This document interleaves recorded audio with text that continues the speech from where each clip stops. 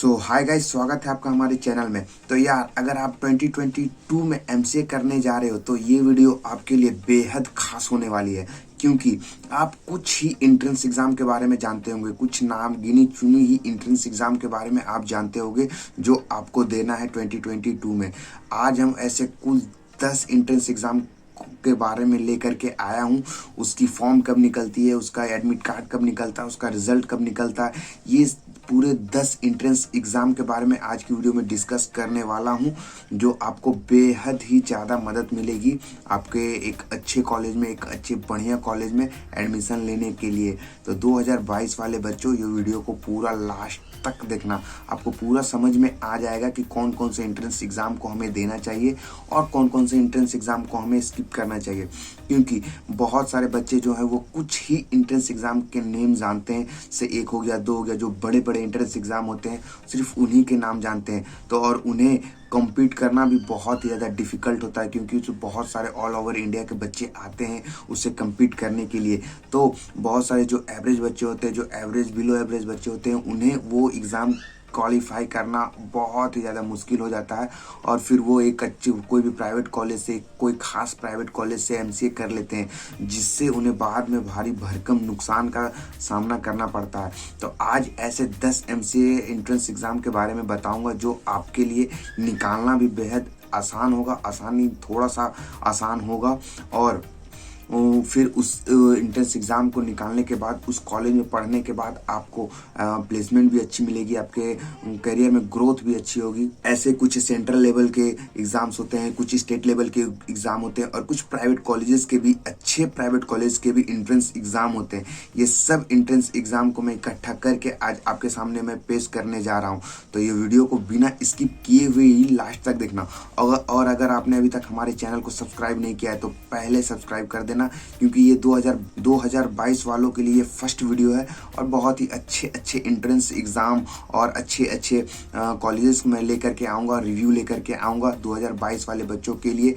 तो यार, आप लोग प्लीज़ प्लीज़ प्लीज़ सब्सक्राइब कर देना चैनल को, और जैसे ही इन एग्ज़ाम का नोटिफिकेशन आएगा मैं उस पर भी प्रॉपर एक पर्टिकुलर वीडियो भी लेकर के आऊँगा। तो ये 10 कॉलेज, 10 एंट्रेंस एग्ज़ाम को जानना आपके लिए बेहद ही ज़्यादा ज़रूरी है। तो चलिए स्टार्ट करते हैं, लेट्स गेट स्टार्ट। तो एमसीए एंट्रेंस एग्ज़ाम इन 2022, आपको कौन कौन से एंट्रेंस एग्ज़ाम जो है वो आप दे सकते हो 2022 में, और कितने खास है वो एंट्रेंस एग्ज़ाम। चलिए, तो यार सबसे पहले आता है एनआईटी, जो आप सब जानते हैं। बहुत सारे बच्चे तो इन्हें जानते ही जानते हैं, फर्स्ट ईयर में नहीं जानते, फर्स्ट ईयर में नहीं जानते होगे तो सेकंड ईयर में जान जाते हैं, वो सेकंड ईयर में नहीं जानते हैं तो थर्ड ईयर में तो जान ही जाते हैं। बहुत सारे बच्चे जो बीसीए कर रहे होते हैं, बीएससी सीए, बीएससी आईटी कर रहे होते हैं, तो उन्हें निमसेट के बारे में तो पता ही होता है बहुत, और लगभग 60 से 70 to 80% बच्चों को पता ही होता है निमसेट क्या होता है। निमसेट से एनआईटी कॉलेजेस मिलते हैं, और ये निमसेट के बारे में अच्छे लोग और टीचर्स भी रिकमेंडेशन करते हैं कि आप एनआईटी से ही करो एमसीए, लेकिन सब के बस की बात नहीं होता है निमसेट क्लियर करना।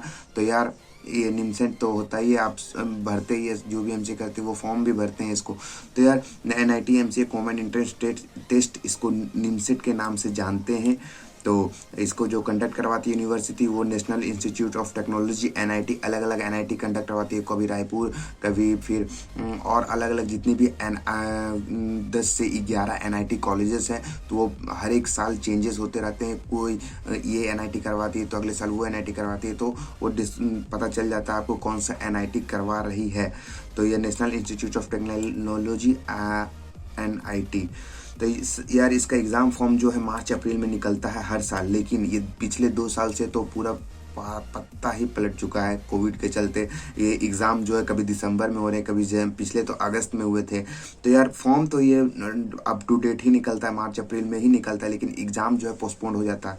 तो यार, जो पहले की 2020 की पहले की जो निकलती थी डेट, उस डेट को मैं इसमें चर्चा करूंगा। हो सकता है इस साल भी आ जाए कोविड, तो आपको डेट एक्सटेंड होते हुए देखने को मिलेगा, लेकिन फॉर्म अपने टाइम पे ही निकलता है, और सिर्फ वो क्या होता है कि वो एग्ज़ाम एक्सटेंड कर देते हैं, एक्सटेंडेड टेंटेटिव डेट लगा देते हैं। तो जिस हिसाब से केसेस कम होते हैं फिर उस हिसाब से एडमिशन आपको मतलब टेस्ट देना पड़ता है, एंट्रेंस टेस्ट। तो यार मार्च अप्रैल में इसका फॉर्म निकलता है, आपको नोटिफिकेशन ये लिख ले, कहीं पे आप लिख के चिपका दो कि इस कहीं जहाँ पे आप पढ़ते हो सामने ये 10 कॉलेजेस 10 एंट्रेंस एग्ज़ाम का डेट लिख के चिपका दो। जैसे मैं बता रहा हूँ, जैसे ही वो आएंगे तो आप उसका नोटिफिकेशन चेक कर सकते हो उसके ऑफिशियल वेबसाइट पे जा करके। तो यार एग्ज़ाम फॉर्म जो है मार्च अप्रैल में निकलता है, एडमिट कार्ड मई में होता है, फिर इसका एग्ज़ाम डेट भी मई में ही होता है। लास्ट वीक ऑफ मई में किसी टाइम एग्ज़ाम हो जाता था इसका, हर एक साल इसका एकदम प्रॉपर पर ईयर मई में ही एग्ज़ाम हो ही जाता था एनआईटी का। फिर आता है दूसरा बनारस हिंदू यूनिवर्सिटी। तो यार बनारस हिंदू यूनिवर्सिटी जो है ये भी एक बहुत ही अच्छा रेपुटेटेड कॉलेजेस है। ये एक एवरेज बच्चों के लिए भी है और एक जो फाइनेंशियली वीक है उनके लिए भी बहुत ज़्यादा मदद करती है ये बनारस हिंदू यूनिवर्सिटी, क्योंकि इसकी फ़ीस जो है काफ़ी कम है। तो यार बनारस हिंदू यूनिवर्सिटी भी one of the best colleges है। तो यार इसका जो एग्ज़ाम फॉर्म निकलता है वो फरवरी मार्च में ही निकल जाता है और एडमिट कार्ड अप्रैल में आता है और एग्ज़ाम डेट मई में है। लेकिन 2 साल से इसका भी कहानी अलग ही है। पिछले साल तो ये अक्टूबर में एग्ज़ाम हुआ था, 2 या 3 अक्टूबर को इसका एग्ज़ाम था बनारस हिंदू यूनिवर्सिटी का, जो मैंने अपीयरिंग में भी जाके दिया था। आप अगर वो वीडियो नहीं चेक किए होगे तो जाके ज़रूर चेक कर लेना। बनारस यूनिवर्सिटी से रिलेटेड मैंने और बहुत सारी वीडियो बना चुका हूँ, तो उसे आप ज़रूर जाके चेक कर सकते हो, आपको बहुत ही ज़्यादा मदद मिलने वाली है। तो यार और ये सारे डेट एक्सटेंड हो सकते हैं 2022 में भी, अगर कोविड का सिचुएशन जिस हिसाब से रहा उस हिसाब से देखते हुए। फिर आता है ज्वाइंट एंट्रेंस फॉर एमसीए जेईसीए, जो वेस्ट बंगाल, ये स्टेट लेवल का एग्जाम है दोस्तों। देखिए ये स्टेट लेवल, बहुत सारे बच्चे नहीं जानते इसके बारे में। West Bengal joint entrance examination board, ये वेस्ट बंगाल में जितने सारे कॉलेजेस हैं जिसमें एमसीए होती है उसके लिए ये टेस्ट होता है। और एक कोलकाता में भी बहुत ही अच्छे अच्छे कॉलेजेस हैं। इस एग्ज़ाम को क्वालिफाई करने के बाद अगर आपका अच्छा रैंक आया, आपका अच्छा मार्क्स आया, तो आप इसमें भी एडमिशन के लिए ट्राई कर सकते हो। बहुत ही अच्छे अच्छे कॉलेज, अच्छे अच्छे प्लेसमेंट भी होते हैं। तो यार इसे आप ज़रूर से ज़रूर भरना। मेरे रिकमेंडेशन, मेरी जो राय है, सलाह है, वो ज़रूर करना। इस फॉर्म को आप ज़रूर भर सकते हो। तो यार इसका जो एग्ज़ाम फॉर्म निकलता है मार्च अप्रैल में, इसका नोटिफिकेशन जारी हो जाता है और एडमिट कार्ड मई में आता है और एग्ज़ाम इसका जून में होता है। तो अगर आप कमेंट बॉक्स में बताओगे कि इसका सिलेबस क्या है और पेपर पैटर्न क्या है और इससे रिलेटेड जानकारी अगर आपको चाहिए तो आप कमेंट बॉक्स में ज़रूर पूछ सकते हो, मैं बताऊंगा। अगर नहीं बता पाया कमेंट बॉक्स में तो मैं एक प्रॉपर वीडियो भी लेकर के आऊँगा। अगर इन सारे कॉलेजेस को आपको सिलेबस और रिव्यू और कैसा पेपर पैटर्न होता है, अगर आपको ऐसा वीडियो चाहिए तो यार एग्ज़ाम फॉर्म मार्च अप्रैल में निकलता ही है। फिर आता है यार हमारा Jawaharlal Nehru university JNU MCA के बारे में कौन नहीं जानता है। तो जवाहरलाल जवाहरलाल नेहरू यूनिवर्सिटी जेएनयू, ये एक बच्चे के लिए भी फेवरेट होते हैं जो और यहाँ पे बहुत ही अच्छे हैं। ये कॉलेज भी नामी कॉलेजेस हैं और इसमें फ़ीस भी काफ़ी कम होती है। तो फीस के चलते इस यूनिवर्सिटी को बच्चे प्रेफर करते हैं और इसमें जाना चाहते हैं। तो यार जो कंडक्टिंग यूनिवर्सिटी है वो जवाहरलाल यूनिवर्सिटी है। एग्ज़ाम फॉर्म सितंबर अक्टूबर में आता है और फिर इसका जो एग्ज़ाम होता है वो दिसंबर में होता है। काफ़ी लेट एग्ज़ाम होता है जेएनयू का। तो सितंबर अक्टूबर में तो इसका एग्ज़ाम फॉर्म आता है। तो आप इसे लास्ट में भी रिकमेंडेशन कर सकते हो, लास्ट के लिए भी बचा के रख सकते हो जेएनयू को। यार फिर आता है महाराष्ट्र। इस चैनल पे तो ढेरों सारी वीडियो बनी हुई है महाराष्ट्र से रिलेटेड। पिछले जो अभी ही एग्ज़ाम खत्म हुआ है महाराष्ट्र का। तो यार Maharashtra master of computer application, Maharashtra MCA सीटी जो इसको कंडक्ट करवाती है, और डीटीई महाराष्ट्र करवाती है। तो इसका जो एग्ज़ाम फॉर्म होता है फरवरी मार्च में भी इसका भी निकल जाता था। एडमिट कार्ड मार्च में, एग्ज़ाम फिर भी मार्च में होता था। लेकिन ये एग्ज़ाम भी काफ़ी लेट हुआ है, अभी हुआ है जाके। इसका एग्जामिनेशन सारा प्रोसेस ये दिसंबर में ख़त्म हुआ है। जितना भी था बच्चे का अलॉट हुआ, अलॉटमेंट लन फंड सब चीज़। आपको महाराष्ट्र से रिलेटेड और कुछ भी जानकारी चाहिए तो इस पर बहुत सारी वीडियो बनी हुई है इस चैनल पे, आप उसे जाके ज़रूर चेक कर सकते हो। तो यार फिर आता है ये स्टेट लेवल का एग्ज़ाम है, Punjab admission to MCA common entrance test PAMCAT। इस पंजाब यूनिवर्सिटी कंडक्ट करवाती है।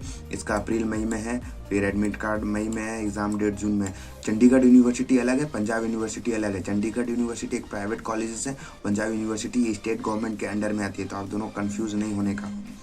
फिर आता है, ये भी स्टेट गवर्नमेंट का है, Lucknow university computer science admission test, LUCSAT, ये लखनऊ यूनिवर्सिटी के अंडर कंडक्ट करवाती है। इसका भी एग्ज़ाम मई जुलाई में आता है एग्ज़ाम फॉर्म, अगस्त में आता है एडमिट कार्ड, और एग्ज़ाम भी अगस्त में हो जाता है। तो यह डेट आपको ज़रूर याद रखना है, डेट के हिसाब से ही आपको फॉर्म भरना है। तो ये डेट आपको ज़रूर से ज़रूर लिख लेना है, कहीं पे लिख के चिपका देना है या याद करने के लिए कुछ रखना है। तो डेट आपको ज़रूर से ज़रूर याद रखना है। फिर आता है Birla institute of technology Mesra MC admission test. इसमें भी बहुत ही अच्छे पैकेजेस जाते हैं और ये भी बहुत ही अच्छे कॉलेजेस हैं।